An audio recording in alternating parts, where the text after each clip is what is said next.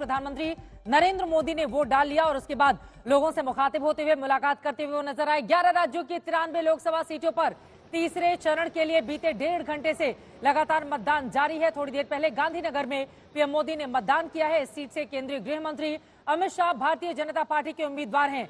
PM Modi मतदान केंद्र तक पैदल पहुंचे। इस दौरान गृह मंत्री अमित शाह उनके साथ मौजूद रहे। अलग अलग तस्वीरें हम आपको दिखा रहे हैं। एक तरफ दिग्गजों की प्रतिष्ठा दांव पर लगी हुई है, तो वहीं बड़े बड़े चेहरों ने जाकर मतदान के इस पर्व की भागीदारी में अपनी महत्वपूर्ण जिम्मेदारी निभाई है। आप सबसे पहली तस्वीर प्रधानमंत्री नरेंद्र मोदी की देख रहे हैं, जो थोड़ी देर पहले मतदान करने के लिए पहुंचे और उसके बाद बीएस येदियुरप्पा पहुंचे मतदान करने के लिए। अलग अलग हिस्सों में यह देखिए, महिलाएं राखी बांध रही हैं उनको। इंतजार में महिला बहनें काफी देर से वहां पर प्रतीक्षारत थी। प्रधानमंत्री जब पैदल चल के आगे की ओर बढ़े, अमित शाही के उस निशान को दिखाते हुए, तो वहां पर खासतौर से जो महिला मतदाता कह लीजिए या महिलाएं जो मौजूद हैं, जो प्रशंसक हैं नरेंद्र मोदी की, वो उनके एक दीदार के लिए वहां पर काफी देर से खड़ी हुई थी और यहां पर राखी बंधवाते हुए प्रधानमंत्री दिखाई दे रहे हैं। तस्वीरों में 3 अलग अलग तस्वीरें आपके सामने हैं।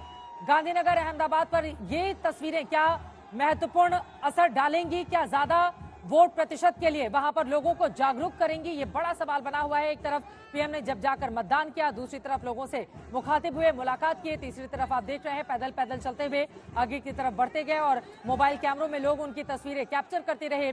गांधीनगर की ये वो सीट है जो 1989 से लगातार भारतीय जनता पार्टी के कब्जे में है।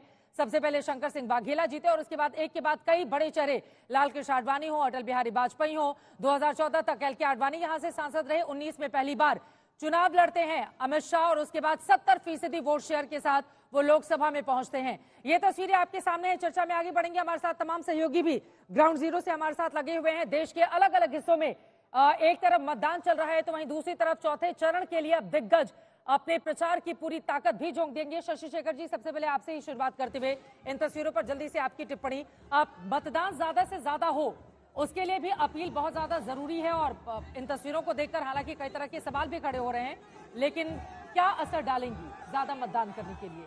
देखिए, यकीनन इसका असर गांधीनगर और आसपास की कॉन्स्टिट्यूएंसीज पर पड़ना चाहिए। शाम तक वो सामने आ जाएगा। मुझे भरोसा है कि गांधीनगर में तो इसका असर पड़ना ही पड़ना है। लेकिन 2 बातें और भी साफ है कि सवाल उठेंगे और उन सवालों के साथ साथ ये तस्वीरें ये भी शो करती हैं कि क्या प्रगाढ़ स्नेह मोदी जी के लिए वहाँ के लोगों के मन में है और इसको भी नजरअंदाज नहीं किया जा सकता। चित्रा, ये महत्वपूर्ण बातें आपकी ओर से कही गई हैं। संगीत रागी जी, जल्दी से एक टिप्पणी आपकी इन तस्वीरों पर। देखिए, प्रधानमंत्री आज नरेंद्र मोदी आज सिर्फ गुजरात के नहीं, पूरे देश में इससे ज़्यादा कोई पॉपुलर लीडर नहीं है। वो चाहे यहाँ जाएं या बिहार जाएं या कहीं और जाएं। 1 किलोमीटर की जब उनका रोड शो होता है, वो 17 किलोमीटर तक चला जाता है। यदि आज भी सर्वे होता है तो प्रधानमंत्री की जो पॉपुलैरिटी है 66%, 67% के आसपास जाती है। 2 कार्यकाल पूरा करने के बावजूद भी किसी व्यक्ति पर कोई दाग नहीं हो, बेदाग छवि, ईमानदारी पर कोई शक नहीं, और विपक्षी भी जिसको कहीं न कहीं अपनी दबी जुबान से उनके कार्यशैली की प्रशंसा करते हों, तो ऐसे प्रधानमंत्री को देखने के लिए इतनी भीड़ उमड़ी है। ये स्वाभाविक है। उनको लगता है, गुजरात की जनता को लगता है कि उनका प्रधानमंत्री, उनके प्रदेश का व्यक्ति जो है वो प्रधानमंत्री है। उनमें से एक अपना है जो आज देश का प्रधानमंत्री है, वो इस देश का नेतृत्व कर रहा है। ठीक है संजय जी, मैं फौरन आपके भी पास आती हूँ, आशुतोष जी आपके भी पास, लेकिन उसके पहले जल्दी से मुर्शिदाबाद लेकर चलते हैं। पश्चिम बंगाल की भी 4 सीटों पर मतदान लगातार जारी है। मुर्शिदाबाद में क्या तस्वीर बनती हुई दिखाई दे रही है इंद्रजीत कुंडू? क्योंकि पिछले 2 चुनावों में हमने देखा था, बढ़ चढ़कर अगर देश के किसी एक राज्य में लोग पोलिंग बूथ तक पहुंचे तो उनमें से पश्चिम बंगाल महत्वपूर्ण था। अभी की क्या स्थिति है वहां पर? जी हाँ, देखिए चित्रा, सुबह से हम देख रहे हैं कि काफी भारी तादाद में लोग पोलिंग स्टेशन में आ रहे हैं और जो देखने नजर रखने वाली बात वो है कि पश्चिम बंगाल में पुरुष के साथ साथ महिलाएं भी काफी भारी तादाद में वोटिंग करती हैं। और ये हमने सुबह से देखा है, जिस किसी भी बूथ में हम गए हैं भारी तादाद में महिला वो वोट देने के लिए खड़ी थी।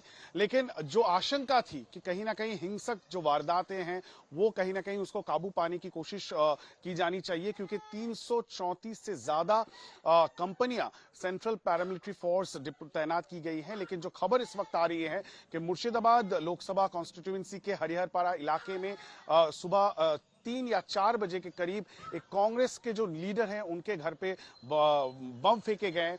और मुर्शिदाबाद में इस वक्त जो ट्रायंगुलर कॉन्टेस्ट चल रहा है, यहाँ पे वाम और कांग्रेस का जो गठबंधन है उनका कैंडिडेट है मोहम्मद सलीम, जो पश्चिम बंगाल सीपीआईएम के जनरल सेक्रेटरी भी है। तो कांग्रेस की ओर से सीधा सीधा आरोप तृणमूल कांग्रेस के ऊपर लगाया गया है कि उन्हीं के जो गुंडे हैं उन्होंने ये क्रूड बॉम्ब फेंका है। और इसको लेके इस वक्त राजनीतिक जो खींचतान है दोनों ही गहमा गहमी चल रही है। लेकिन इसके अलावा दूसरे जगह से अभी तक शांतिपूर्ण मतदान की खबर आ रही है। और जैसे जैसे ये पूरा दिन आगे बढ़ता रहेगा, हमारी नजर भी बनी रहेगी कि किस तरह का मतदान इन 4 सीटों पे, मालदा के 2 सीट और मुर्शिदाबाद के 2 सीट में होगी। ठीक है, ये महत्वपूर्ण जानकारी आपने दे दी है। देखिए, पश्चिम बंगाल में जब भी चुनाव होते हैं वहां पर चुनावी हिंसा की खबरें सबसे ज्यादा सुर्खियां बटोरती हैं। इसके पीछे की वजह क्या है, इसको रोक पाने में चाहे चुनाव आयोग हो, स्थानीय प्रशासन हो, सरकार हो, उसको कामयाबी क्यों नहीं मिलती, इस बारे में चर्चा को आगे बढ़ाएंगे। उसके पहले मैनपुरी चलते हैं। समर श्रीवास्तव हमारे साथ वहां से जुड़ चुके हैं। बड़ी दिलचस्प लड़ाई है मैनपुरी की, वहां पर अभी मतदाताओं में कितना उत्साह देखने को मिल रहा है, और जरा सियासी समीकरण भी बताएं हमारे दर्शकों को आप। समर्थ। बिल्कुल चित्रा, मैनपुरी मुलायम सिंह यादव का गढ़ कहा जाता रहा है और 28 साल से लगभग ये किला कोई भी दल ध्वस्त नहीं कर पाया है। इस तरह का किला ये है। लेकिन मैं इस वक्त मौजूद हूँ अभिनव पोलिंग स्टेशन या अभिनव स्कूल पे, जो पोलिंग स्टेशन है यहाँ यादव परिवार पूरा वोट करने आएगा। पहले आप तस्वीरें देखिए, कैमरामैन गौरव तस्वीरें दिखाएंगे। इंतजाम यहाँ पर किए गए हैं, पोलिंग स्टेशन को सजाया गया है और यहाँ देखिए मतदाता आ रहे हैं। हालांकि संख्या जो है मतदाताओं की वो कुछ कम नजर आ रही है, लेकिन आने सुबह से ही यहाँ 7 बजे से मतदाता शुरू हो गए हैं। लेकिन अगर आप यहाँ के समीकरण समझें तो यहाँ पर सबसे ज्यादा वोट अगर किसी जाति का है तो वो यादव आते हैं। यादव, मुस्लिम, फिर शाह के आपके आते हैं, ठाकुर आते हैं। इस तरह का कुछ यहाँ जातीय समीकरण बना है। यहाँ से मुलायम सिंह यादव कई बार के सांसद रहे हैं। पिछली जब उनकी मृत्यु होती है, निधन होता है, उसके बाद डिंपल यादव यहाँ से उपचुनाव जीतती हैं और कहीं ना कहीं मैदान में होता है। एक बार फिर से सपा ने डिंपल यादव को उतारा है मैदान में। कुछ बताया जाए, रामगोपाल यादव, अक्षय यादव, धर्मेंद्र यादव यहाँ पोलिंग कर चुके हैं और अब अगले 1 से 1.5 घंटे में अखिलेश यादव और डिंपल यादव यहाँ पर आएंगे और पोलिंग करेंगे। आप अगर सिक्योरिटी व्यवस्था भी देखें, ये तस्वीरें हम दिखा रहे हैं। अब अपने परिवार के साथ गृह मंत्री अमित शाह जाएंगे मतदान करने के लिए। अभी जलपान हो रहा है, पीएम पहले मतदान कर चुके हैं, उसके बाद यहां पर गृह मंत्री का जलपान हो रहा है, लेकिन अपने पूरे परिवार के साथ गृह मंत्री पहुंचेंगे। अब मैं आ जाती हूं उस सवाल पर। आशुतोष जी, पहले आपके पास आते हुए, जब भी पश्चिम बंगाल की बात होती है, चूंकि पश्चिम बंगाल में 2 पार्टियों के बीच मौजूदा लड़ाई देखने को मिल रही है। पिछली बार 42 में से 18 जीती थी बीजेपी ने, 22 जीती थी टीएमसी ने। जब भी बंगाल की बात होती है तो चुनावी हिंसा ही सबसे ज्यादा वहां पर सुर्खियां क्यों बटोरती हैं, इस पर लगाम क्यों नहीं लग पाई है अब तक? देखिए चित्रा, इसमें तो कोई दो राय नहीं कि पश्चिम बंगाल में हिंसा, चुनावी हिंसा एक तरीके से, अब उसके लिए किन शब्दों का इस्तेमाल किया जाए, बट चुनावी हिंसा हमेशा से रही है। और शायद ये आज की बात नहीं बल्कि 1977 1967 के ज़माने की बात है, जब नक्सल आंदोलन वहाँ बहुत ज़्यादा था, फिर उसके बाद लेफ्ट का प्रभाव बहुत ज़्यादा था और साथ ही साथ कांग्रेस भी था। तो ये कहना कि ममता बनर्जी के आने के बाद से चुनावी हिंसा हो रही है, ऐसा बिल्कुल सही नहीं होगा। पूरा इसका इतिहास है और इसके लिए आप किसको जिम्मेदार ठहराएंगे? मुझे लगता है कि इलेक्शन कमीशन को ऐसे मौक़ों पर ज़बरदस्त तरीके से कंट्रोल करने की कोशिश करनी चाहिए, क्योंकि मैं फिर बार बार टीएन सेशन की तरफ जाता हूँ।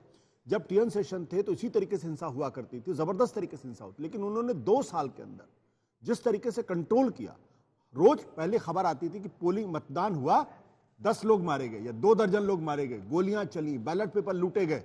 लेकिन अगर वो कंट्रोल हो सकता है तो बंगाल में चुनावी हिंसा क्यों नहीं कंट्रोल हो सकती? ये विशुद्ध तौर पर इलेक्शन कमीशन की अक्षमता, इनकॉम्पिटेंस दर्शाता है। अन्यथा अगर विल पावर हो तो रोका जा सकता है।